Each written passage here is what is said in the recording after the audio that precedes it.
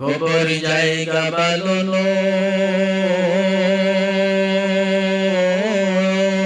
কবর জায়গা ভালো নয়।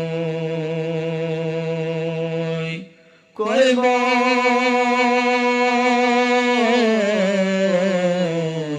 জায়গা ভালো নয়, কবর জায়গা ভালো নয়, কবর জায়গা ভালো নয়। আমল দিয়ে কবরটাকে সাজিয়ে নিতে হয়, কবর জায়গা ভালো নয়, কবর জায়গা ভালো নয়। আমল দিয়ে কবরটাকে সাজিয়ে নিতে হয়।